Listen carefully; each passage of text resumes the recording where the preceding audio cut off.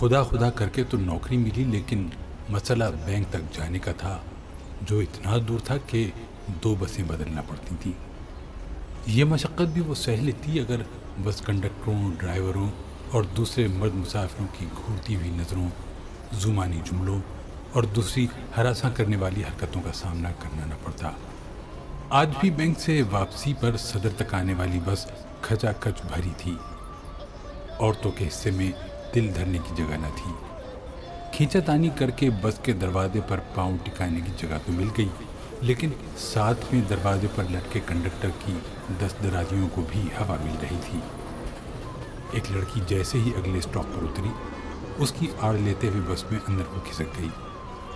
یوں تھوڑا سکون کا سانس لینے کو ملا، لیکن جلدی میں ایک فربا اندام خاتون کے پیر پر ہلکا سا دباؤ پڑ گیا۔ وہ تو جیسے بھری بیٹھی تھیں، ایک دم ہتے سے اکھڑ گئیں اور لگیں بے نقط سنانے۔ ارے اماں جی، ناراض کیوں ہوتی ہو؟ ڈرائیور نے سامنے لگے ہوئے بڑے آئینے میں سے پیچھے کا جائزہ لیتے ہوئے ہنس کر کہا۔ میں تمہیں اماں نظر آتی ہوں؟ ابھی میری عمر ہی کیا ہے؟ خاتون تنک کر بولی۔ میری تو بھی شادی بھی نہیں ہوئی۔ ڈرائیور بدتمیز تو تھا، لیکن خوش مزاج معلوم ہوتا تھا۔ ہنسی اڑاتے بولا، ارے نہیں ہوئی ہے تو ہو جائے گی، مجھے بتاؤ کہاں ہے تمہارا گھر؟ تمہیں کیوں بتاؤں؟ وہ خاتون بڑبڑانے لگی، لیکن اب اس کی زوردار آواز مدھم ہو گئی تھی۔ ابھی وہ اس ڈرامے سے نبرد آزما ہونے کے لیے خود کو آمادہ کر رہی تھی کہ اپنے چہرے پر کسی کی نگاہوں کی تپش محسوس ہوئی۔ چونک کر سامنے لگے ہوئے آئینے میں سے جھانکتے ہوئے ڈرائیور پر نظر پڑی، جو بات کرتے ہوئے مسلسل اسے ہی گھور رہا تھا۔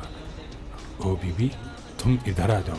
ڈرائیور نے اسے اپنی طرف دیکھتے پا کر جھٹ سے اپنی سیٹ کے پاس تھوڑی سی خالی جگہ پر آنے کی آفر کی۔ وہ اپنے آپ میں اور سمٹ گئی۔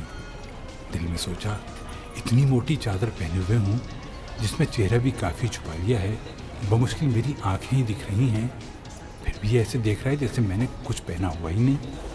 اسے اپنی برہنگی کا احساس دوچند ہو گیا۔ ایک عجیب سی خفت جسے کوئی نام نہیں دیا جا سکتا اندر سے کھانے لگی۔ بس میں مسلسل گانوں کا شور، عورتوں کی تیز آوازیں، سب نے مل کر اس کے سر میں درد پیدا کر دیا تھا۔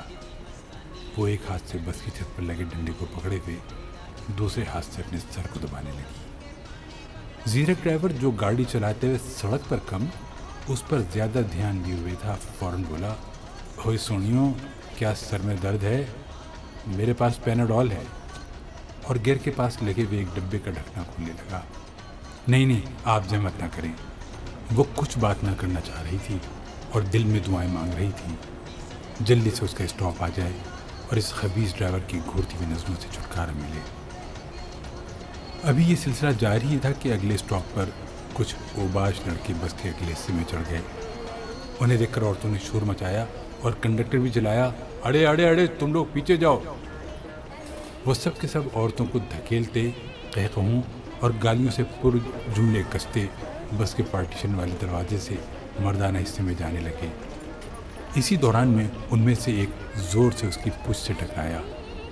وہ اپنے کو بچانے کے لیے ڈرائیور کے ساتھ بنی اس خالی جگہ پر جھک گئی۔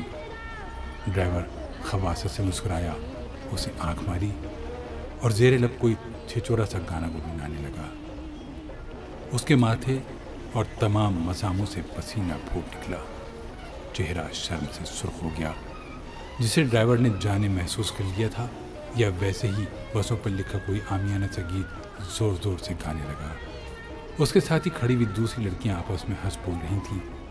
وہ ان آوازوں کا جو ان پر کسے جا رہے تھے، یا تو کوئی نوٹس نہیں لے رہی تھیں یا خود بھی کرارے جملوں کا تبادلہ کر رہی تھیں۔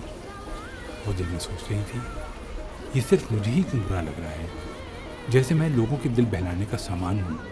کیا واقعی میں کوئی شریف عورت ہوں یا یہ محض میرا خیال ہے؟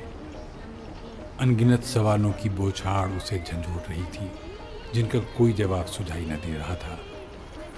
جب اس کے اندر کا شور کچھ تھما تو کنڈکٹر کی آواز کہیں دور سے آتی ہوئی محسوس ہوئی، صدر صدر صدر۔ اس کا اسٹاپ تو کہیں پیچھے رہ گیا تھا۔ بس دوبارہ چل پڑی۔ اس نے تیزی سے عورتوں کے ہجوم کو دھکیل کر آگے نکلنے کی کوشش کی، لیکن ناکام رہی۔ ہاں، یہ ضرور ہوا کہ گیٹ کے کچھ قریب آ گئی۔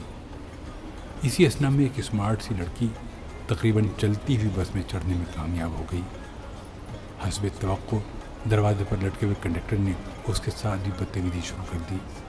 لڑکی پہلے تو تھوڑا ہچکچائی، کنڈکٹر کی ہمت اور بڑھی، وہ بےہودہ سا فلمی گانا گنگناتے ہوئے اور بے باک ہونے لگا۔ ایک دم لڑکی نے غیر محسوس انداز میں اسے دھکا دیا۔ کنڈکٹر لڑکھڑایا، ابھی خود کو سنبھال ہی رہا تھا کہ لڑکی نے اپنے کندھے پر پڑا بڑا سا بیگ ایسے گھمایا جیسے اسے ٹھیک سے پکڑ رہی ہو، لیکن وہ سیدھا کنڈکٹر کی ناک پر لگا۔ کنڈکٹر کا ہاتھ ہینڈل سے چھوٹ گیا اور بد حواس ہو کر باہر ہوا میں ہچکولے کھانے لگا۔ قریب تھا کہ بس سے گر جاتا کہ اس لڑکی کے ساتھ کھڑی موٹی سی ادھیڑ عمر عورت نے ہاتھ بڑھا کر اسے تھام لیا اور دوبارہ دروازے میں ٹکنے میں مدد دی اور چلاتے ہوئے بولی، ارے سمجھ کیا رہی ہو خود کو؟ ایسی میم صاحب ہے تو بس میں سفر کیوں کر رہی ہے؟ ابھی مر جاتا لڑکا تو تیرا کیا جاتا؟ اب سب کی ہمدردیاں کنڈکٹر کے ساتھ ہو چلی تھیں، جو بڑی معصوم شکل بنائے بس کے دروازے میں لٹکا ہوا تھا۔ لڑکی کچھ بول نہیں رہی تھی، پر ایک ادا سے زیر لب مسکرا رہی تھی۔ اس کے چہرے پر بلا کی خود اعتمادی تھی اور آنکھیں دیکھ کر تو ایسا لگتا تھا جیسے کہہ رہی ہوں، ساری دنیا کو ٹھوکر پر رکھ لیا ہے میں نے۔ یہ منظر دیکھ کر نہ جانے کہاں سے اس کے اندر بھی خود اعتمادی کی لہر نے انگڑائی لی۔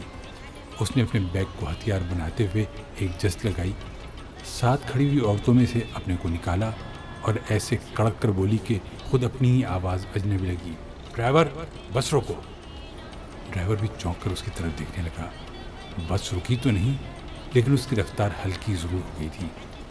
اس کے لیے اتنا ہی کافی تھا، وہ چشم زدن میں بس سے باہر تھی۔